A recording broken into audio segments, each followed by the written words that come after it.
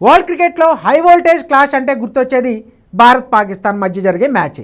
చిరకాల ప్రత్యర్థుల మధ్య క్రికెట్ పోరు ఎప్పుడు జరిగినా కూడా దానికి ఉండే క్రేజే వేరు.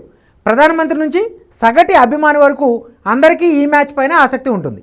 రెండు దేశాల మధ్య ద్వైపాక్షిక సంబంధాలు తెగిపోవడంతో కేవలం ఐసీసీ టోర్నీల్లో మాత్రమే భారత్ పాక్ తలపడుతున్నాయి. ఇప్పుడు మరోసారి దాయాదుల క్రికెట్ సమరం జరగబోతుంది. ఛాంపియన్స్ ట్రోఫీలో భాగంగా ఫిబ్రవరి 23న దుబాయ్ వేదికగా భారత్ పాకిస్తాన్ జట్లు తలపడబోతున్నాయి.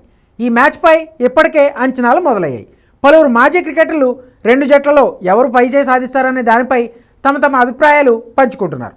తాజాగా భారత మాజీ స్పిన్నర్ హర్భజన్ సింగ్ చిరకాల ప్రత్యర్థుల పోరులో ఎవరు ఫేవరెట్ అనేది అంచనా వేశాడు.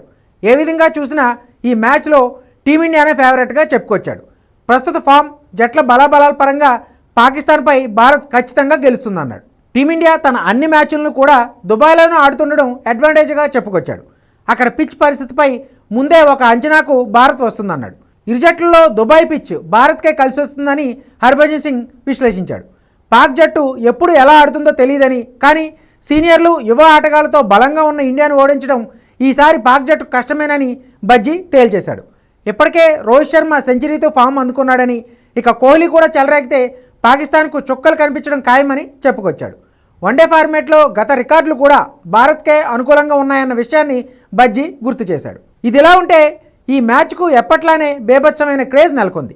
టికెట్లు ఆన్లైన్లో పెట్టిన కొన్ని నిమిషాలకే హాట్ కేకుల్లో అమ్ముడయ్యాయి. సాధారణ స్టాండ్ టికెట్ల ప్రారంభ ధర భారత కరెన్సీ ప్రకారం 2,965 రూపాయలుగా నిర్ణయించారు. Dubai sports city cricket stadium పూర్తిస్థాయి సామర్థ్యం 25,000గా ఉంది.